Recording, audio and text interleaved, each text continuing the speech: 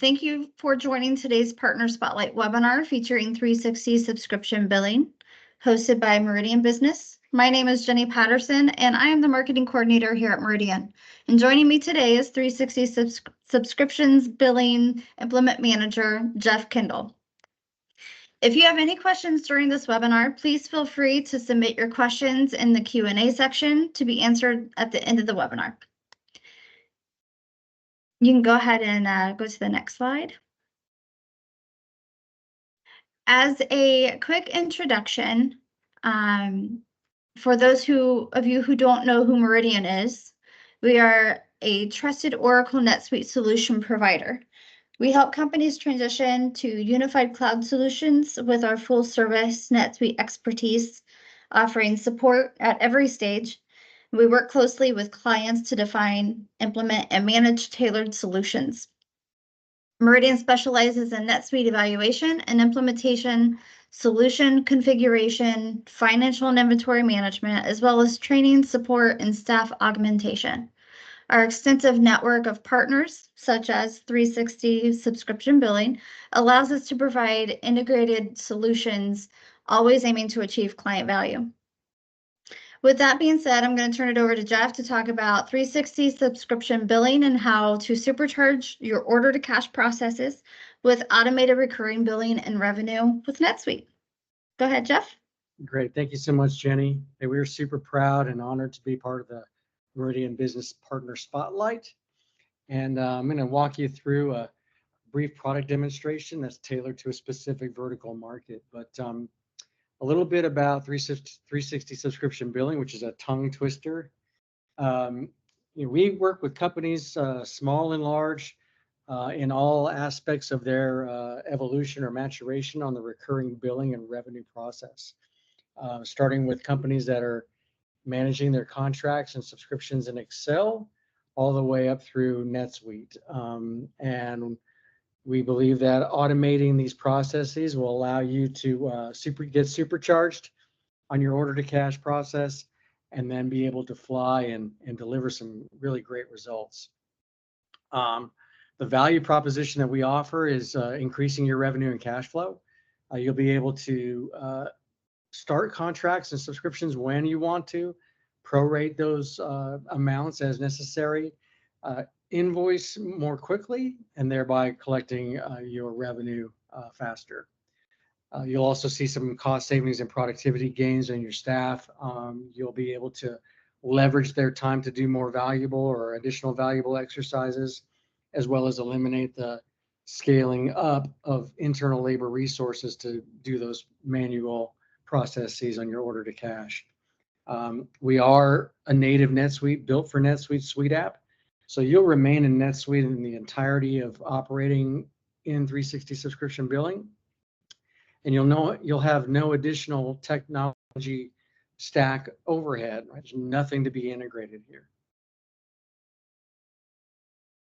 The functionality that we deliver in our bundle is highly flexible, provides you with the greatest level of volume processing, and gives you a lot of key features that, as you'll see, SaaS, VARs, and MSP type companies need to use on a day-to-day basis.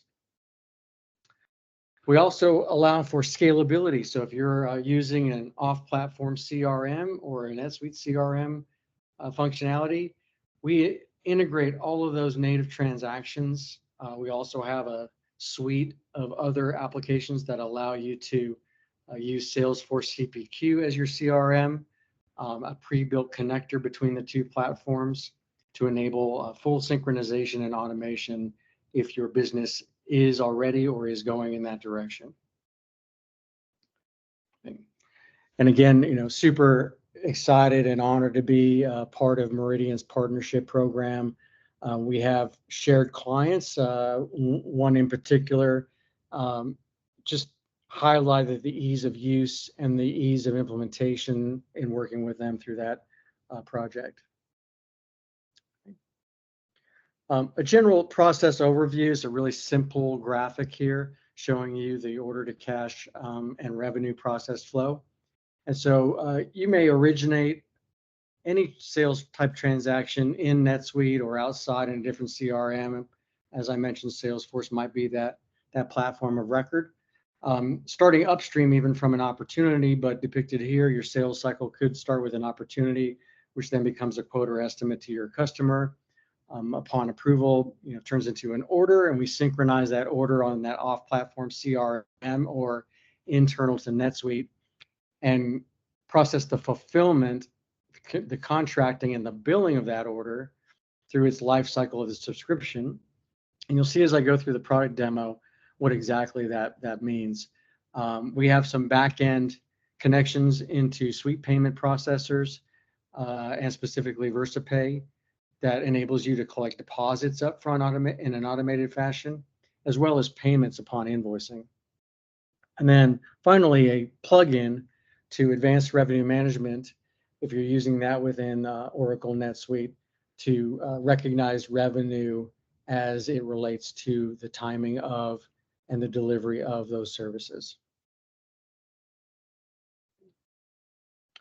So we're going to dive right into the product tour. And I'm on the dashboard, the main dashboard within NetSuite now, and you'll see a bunch of portlets on the dashboard if you're familiar with NetSuite. And out of our bundle, we give you some BI tools that are based on safe searches that will allow you to do some graphical representations. Here I'm showing a monthly recurring revenue trend.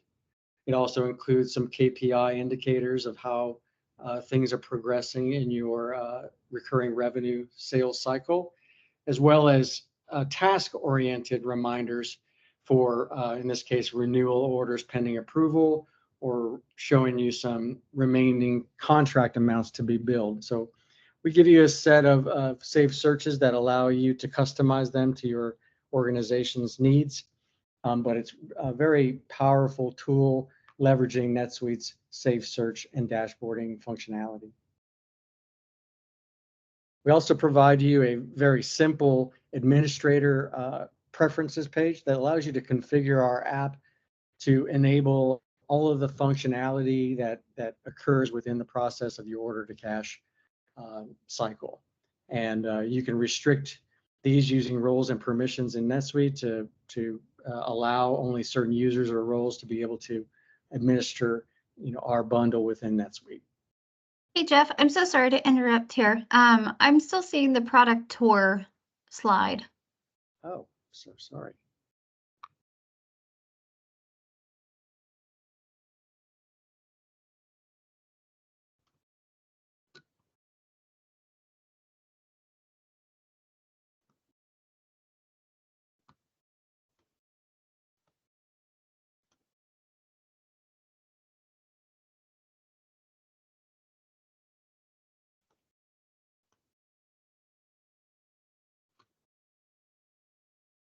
How about now?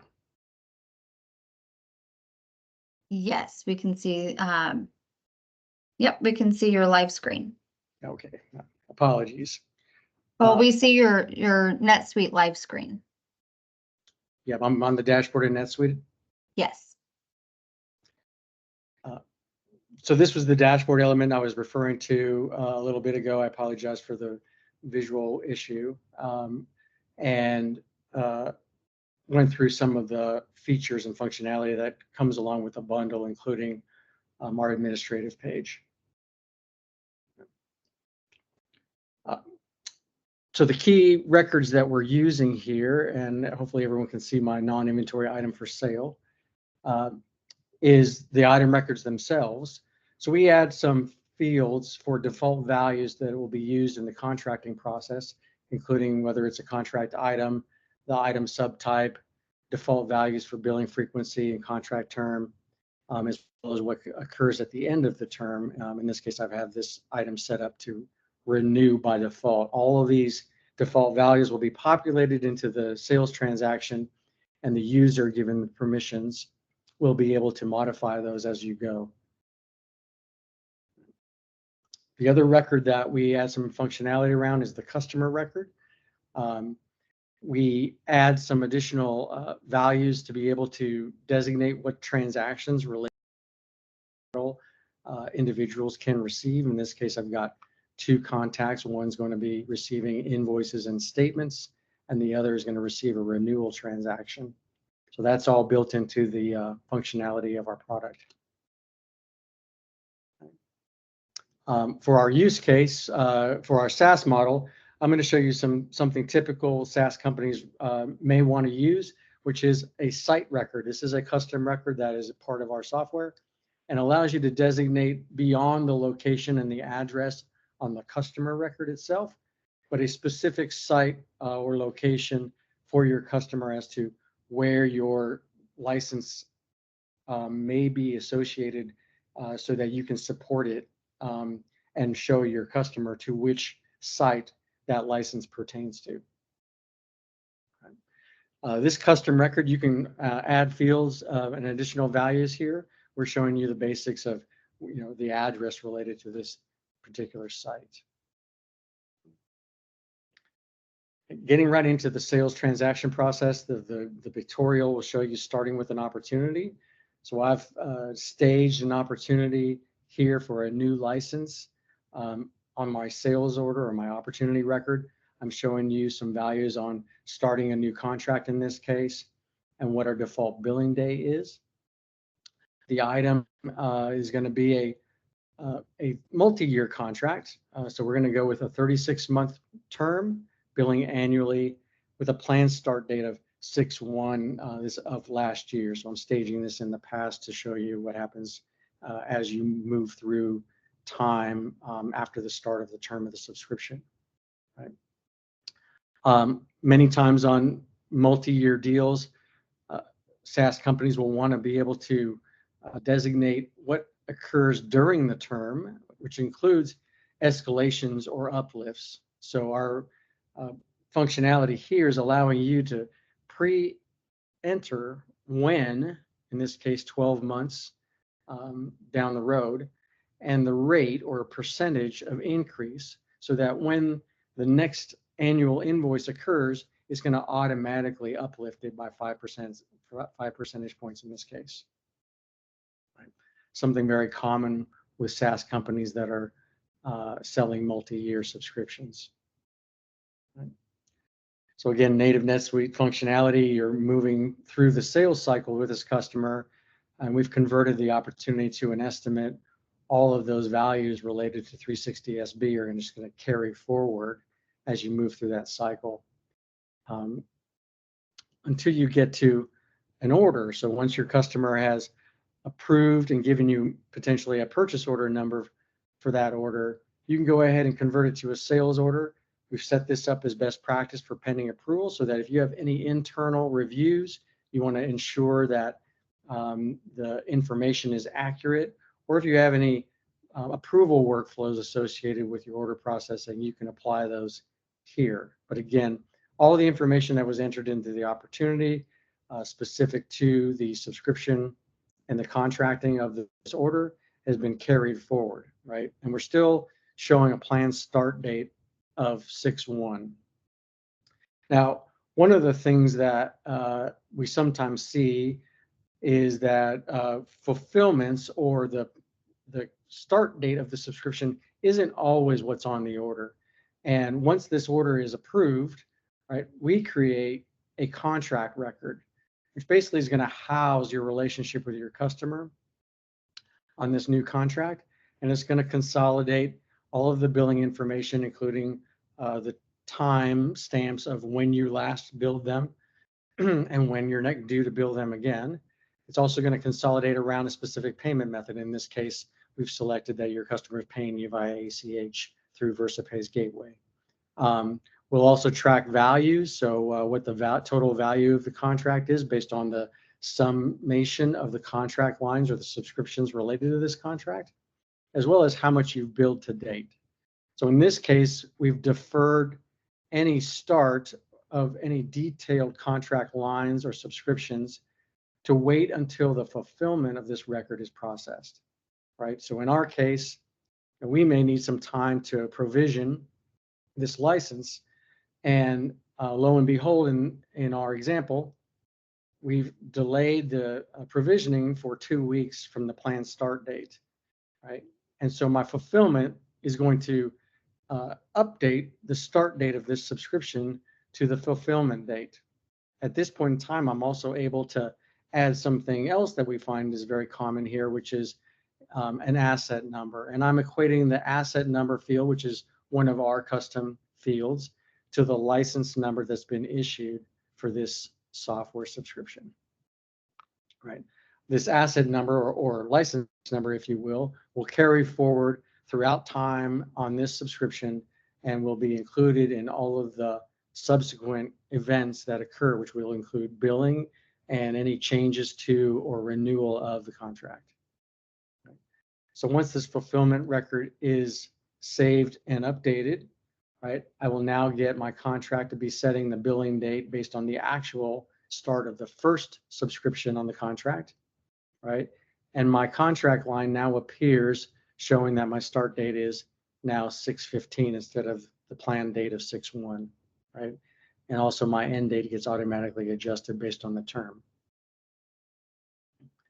Now I see that I have a next bill date populated, and my value statement now tells me the total full annual value of that subscription, including what I've billed so far to date, which I haven't gotten to yet. Right. So at that point, right, I've always got I also have a revenue function, and now I'm tying into advanced revenue management. I have a forecasted revenue plan associated with that contract line. From invoicing, I can go directly invoicing from that fulfillment record or back to the sales order. And once I do that, I can also automate the payment processing. So I've generated an invoice, right? We've triggered the payment application because we've ACH'd and grabbed those funds from our customer automatically. And that's related to my contract record. And then I can go ahead and send the PDF version of that invoice to the customer, showing the net amount due of $0 because I've already collected the payment. The details of this invoice, which I can customize further if necessary, but I'm showing that we can associate the subscription to the site it belongs to and the license number that's been issued against it. It also shows the billing period start and end dates and the total amount for the line item. Okay. Once I've invoiced, again, my contract has been updated, showing me that I've now invoiced $10,000 to date, right? And I actually have an actual revenue plan associated with that contract line, showing me how my revenue is going to be planned out over time. Okay, so basic SaaS business case, some complexities here. You don't have to have a fulfillable item. You can just mark that item as not fulfillable and skip that step if you immediately provision your license as soon as the order is approved.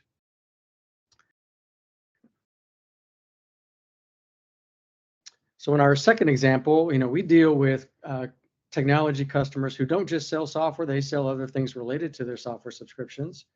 And in our world, we give you the ability to be able to combine different items on the same sales order. So here I've queued up a new order, and I'm going to combine a couple of different things that happen. One is I'm going to add this to the existing contract that I created in the first license sale, right? So instead of having a start new contract, I just designate which contract I want to add this new order to. And in this case, I'm going to sell them a quantity of 5 of an inventory item. I'm going to include a one-time charge for each one of those items. And I'm going to add a maintenance contract. So very common for SaaS or VAR companies to sell maintenance contracts on top of devices that they do sell or resell. So in this case, it's going to be a resale. So once I have this sales order and I'm satisfied, or it goes through my internal approvals, right, I go ahead and approve that, and I use native NetSuite functionality to create a purchase order when I process my sales order. So I can create a PO to order that item or that inventory item that I included, right? All native NetSuite functionality, but I can relate all of this purchase side of my transaction and my cost of my value added resale to my contract and to all of the contractual behavior that will occur thereafter, right? So I've got my purchase order for that item on the sales order. And my sales order is now pending fulfillment. I could wait till I receive that item. I can go ahead and fulfill it from the sales order. But you'll see that in this case, I'm going to go back to my purchase order. I'm going to go ahead and fulfill that item, right? And I can do these separately. I don't have to do them all at the same time. So I can go ahead and fulfill the inventory item.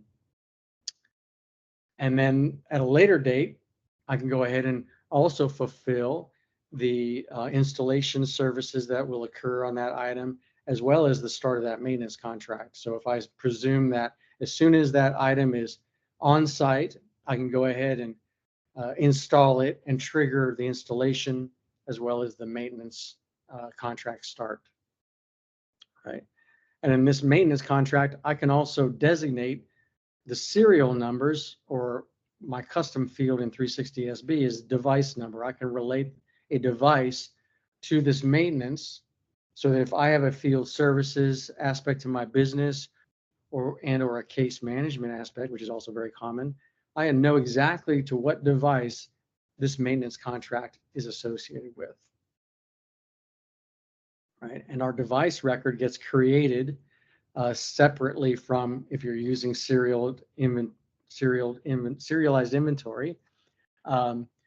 We can create a bunch of custom fields on that device record that you can designate model numbers, MAC addresses, warranty start and end dates, all kinds of things associated with those devices that you resold your customer. And now when I return back to my contract, right, my original subscription is the first line item, and that started on the 15th, right? I now have my additional maintenance contract also associated with the same billing cycle and the same contract that started on the 30th, right? And I'm going to go ahead and invoice altogether all three items that were on the order: the inventory item, the installation service, and the maintenance. And I'm going to prorate that first period, right, of the maintenance contract. So now it's going to be in line with my invoicing going forward, right? So I'm invoicing not quite a full year because 2 weeks later this began. And I go ahead and invoice my customer for that prorated portion of that maintenance contract, along with the inventory items and the one-time charges that were associated with this new order. Right. Again, I'm showing you that payment was collected up front. We've automated that, and the customer is showing a receipt of what was invoiced and paid. Right. Now my contract's updated, and my gross amount billed to date has increased associated with what I've invoiced to date. Okay. From there, time goes on, and I can allow things to move forward. If nothing changes, our recurring billing engine will pick up and invoice anything that's due to be billed. So a year later, on 6/15 of this year, right, now I've got an invoice for both subscriptions that are consolidated. So I'm only sending my customer one consolidated invoice, right, for all of the subscriptions that they have on record with me to date.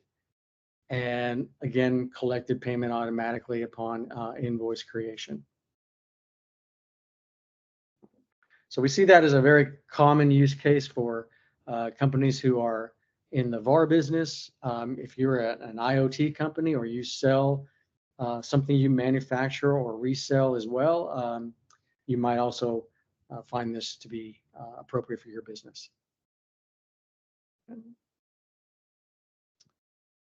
Okay, the next thing I would like to show you is what happens during the contract if I have an upsell opportunity or a cross-sell opportunity. So in this case, I'm going to create a new order. Again, I'm just using a native NetSuite functionality, and I'm going to upsell a license, and I'm going to cross-sell a managed services contract. and this will get into, our next type of business, or managed service providers. So I have designated on my order, again, the same thing as the last one, where I'm going to add a new order to an existing contract. And I can have multiple contracts for my customer, just to show you the functionality around what happens if you have a change to an existing contract or an existing subscription. This is just a better way of showing you what happens. So I have an upsell, or what we call a replacing order. We're going to replace an existing line on my contract, and I'm going to co-term it with an existing line, so that when I move forward, I'm always sending my customer the minimum number of invoices possible, right? I don't have to, again, I can create a new contract, bill them on a completely different day, and send them a different invoice at a different time period, or a different cadence. But here I'm going to upsell to a new level of service. I'm going to designate which existing subscription I want to be replaced by, right? And I have a new rate that's prorated, so that I can get to the same billing frequency of my current contract and my customers accustomed to. And I'm also going to add a line here to cross-sell. I could designate this as something else, but in my case, I'm going to cross-sell a managed services for a 20-hour per month contract, right? And so I can combine the term length, I can combine the billing frequency, just as long as I'm billing on the same billing day of the period. So on the 15th of the month, our invoicing engine is going to go ahead and invoice whatever on this contract needs to be invoiced, whether that's the annual rate on the subscription on line 1, or at a monthly rate. And I'll show you how that occurs as we go forward. Again, I've gone ahead and said I want to be able to fulfill these items, right? Our device numbers that we're supporting, this is the same maintenance contract that was on previously. I'm just escalating this up to a higher level of service, relating that to the same site and device, just charging my customer a higher rate, in which I'm qualifying that as an upsell in this case. And then my contract gets updated, right? And now I have additional line items. Right now I've got 4 in total, right? And I've got the replacement that I mentioned, right? I'm upselling contract line 2159 with a higher level of service, right? Basically doubling the revenue on the previous contract. And you'll note that I have full auditability within my contract record to see exactly what occurred, right? This line was replaced by this line, right? Where the upsell occurred. And then again, I added my maintenance. Right? In the case where we've upsold after we've already invoiced our customer and potentially they paid us too, right? What happens with our module is that we'll go ahead and prorate any amounts we might owe our customer back for what we've invoiced them already. And then we'll invoice them at the new rate for the remainder of the period.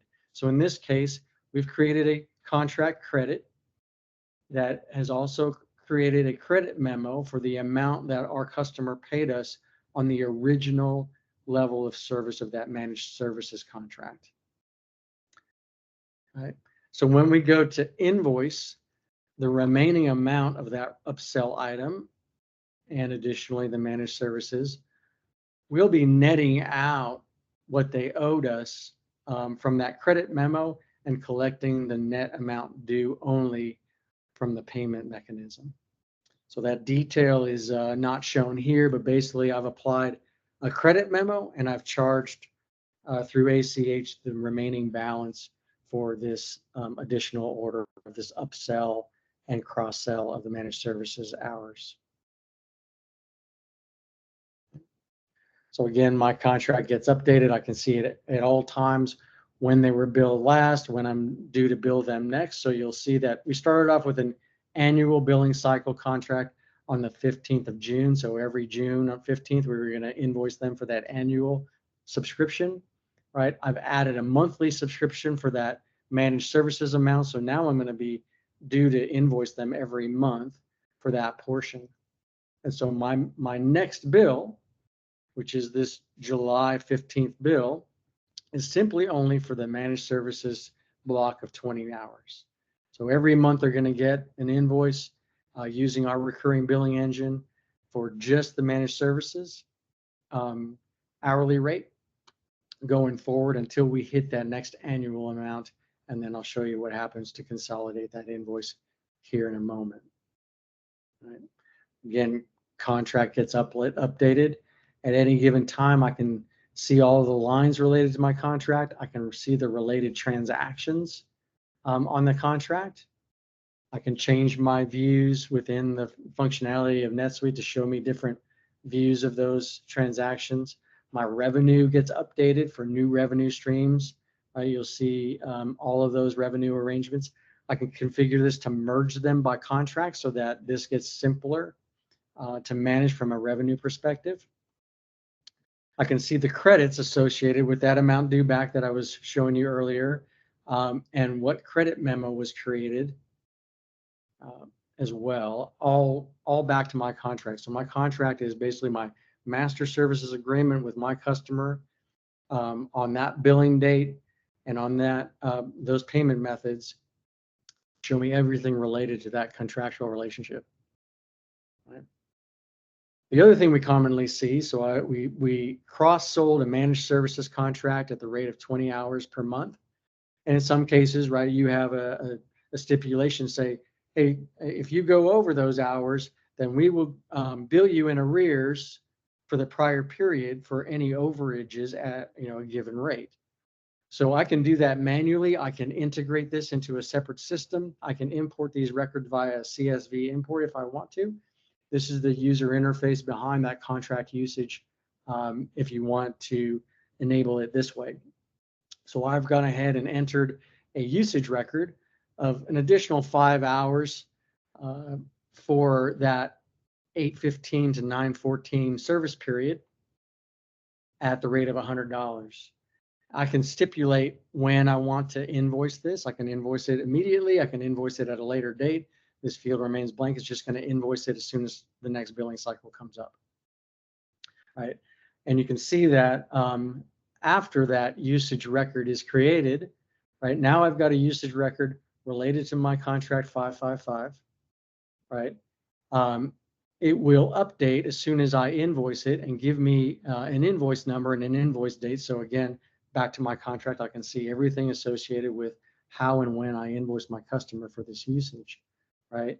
And then my next recurring invoice will pick up those usage and tell me that that was for the prior period, right? And I'm going along billing in advance my contractual related service hours along with my usage charges, which were for the prior period. Again, same notation, right? My contract gets updated. My single source of truth related to this relationship with this customer is all housed in our 360SB contract record. Right? And as I mentioned, right, if you're providing managed services, you're likely logging cases. Maybe you're not doing that in NetSuite, but in this case, no pun intended, I'm logged a case and I can relate that back to my contract so I can see all my case history related to that contract as well, and relate all of those records and make it easier for my customer service to be able to see everything related to the contract and be able to support the customer as best as possible. So as mentioned, when I go through time and it's up for my annual billing cycle, right? I've billed monthly for my managed services on that monthly cadence. I get up to June 15th of next year, and here comes my annual invoice. So our invoicing engine, again, is smart enough to know what is due to be billed in this billing cycle, and it will consolidate all of those subscription items on the same single invoice. So now I have my original multi-year SaaS contract. I've got my add-on multi-year maintenance contract showing me the site and devices that are related to it. and I've got my monthly managed services hours all consolidated on the same invoice, all collectible on the same invoice via our payment gateway if you so choose to use that. So so far I've shown kind of a basic SaaS business case, a IoT or VAR business case, as well as a managed services business case, all rolled up into one, and perhaps you're all of the above. So the last thing that happens, which I kind of brushed over briefly on the original sales order entry or opportunity entry, is what's going to happen at the end of the term for these subscriptions.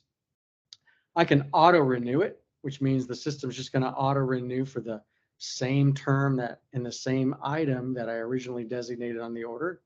I can use escalations to uplift upon renewal if I want to automatically as well. And if I catch that prior to that date happening, I can adjust my percentage, right? If I'm using CPI as an example, I can change that 5% to hopefully maybe a downward trend or maybe an upward trend. I can change it to a flat rate. I can put a dollar amount in there if that's how you contract with your customer. I can also have it automatically end. I can roll it over, which means it's a perpetual ongoing relationship. So on a month-to-month basis, I'm going to keep on invoicing for managed services. On an annual basis, unless my customer decides to cancel, I will just go ahead and create a new invoice unless you tell the system otherwise, right? So you've got quite a lot of flexibility in terms of what happens at the end of the term. In this case, I'm showing you the most complicated transaction, which means I'm going to renew it to a sales transaction to give my sales team the opportunity to renegotiate and or get a confirmation from our customer that they do want to renew with us. So in this case, I'm automatically generating through 360SB a new sales order. I can generate an opportunity or a quote, but in this case, I designated to create a new sales order for my customer. I can go out and grab my customer PO while I'm going through the approval process, right? In this case, right, we've got that uplift. So if you remember correctly, we were starting at the rate of $10,000. That escalation is kicked in for now three cycles plus, and I've uplifted it 5% a year. So it's again showing you that 5% uplift happens automatically.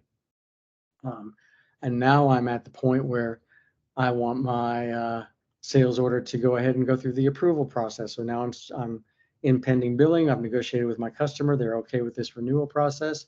And now my contract, upon approval, now shows me that my original subscriptions are all terminated or canceled, right? And those renewals are now taking place. And again, we have full audit trail showing what was replaced and replaced by on these contract lines.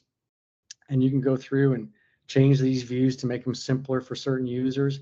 But basically, I can see the entire life cycle of my contract with this customer, showing the original orders, all of the transaction history related to the contract, including now my new renewal for that customer. And I can continue on and upsell and cross-sell and continue to add to this contract. I can create new contracts. There's no limitation as to how many contract lines or a number of contracts you can create related to this single customer relationship.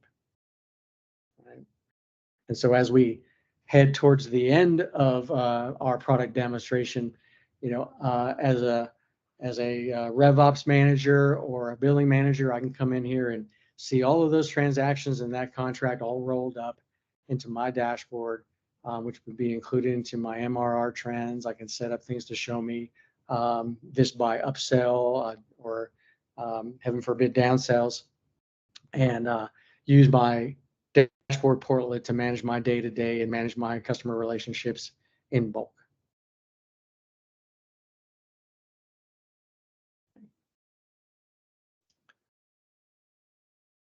All right.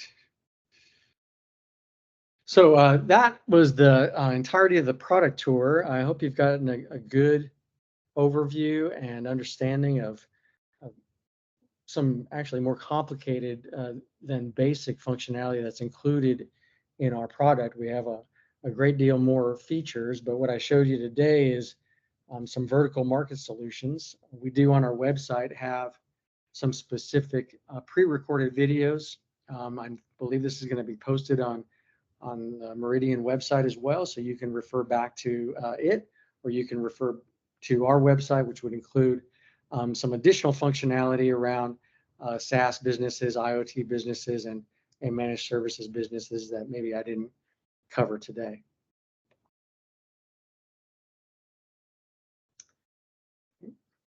Jenny, I don't know if you captured any questions, but open to any questions the audience may have at this point. I do not see any questions submitted. Okay. So we'll go ahead and go towards the end of our presentation here. Okay. Well, then I will wrap up and toss it back over to you. So this is me. I'm Jeff Kendall, the Enablement Manager for 360 Subscription Billing and the 360 Cloud Apps team. Should you have any questions or further inquiries, I'd be happy to take those, as well as tailoring you a demonstration or product tour it's very specific to your business. Be happy to do that. We've got a little link on our website that allows you to give us some parameters to be able to tailor it specific to you. Perfect. Thank you, Jeff, for the overview of 360 and all that you all have to offer. Let's see. We go down through. We've got Doug Borcherding is our managing partner at Meridian. If you have any questions, if you're an existing NetSuite user or looking to implement NetSuite, or if you have any questions about Meridian, please contact Doug, and he would be more than happy to reach out and have a discussion based on your company and your company's needs and how NetSuite Meridian is there to help you. Lastly, this webinar recording, a blog will be available soon to watch at your review and your convenience. And then join us next month for another Spotlight webinar featuring Cantata on June 26th as they discuss their purpose-built integration platform for professional services organizations. With all of that being said, thank you again, Jeff, with 360 Subscription Billing. And thank you all for joining us. Have a great day. Thank you.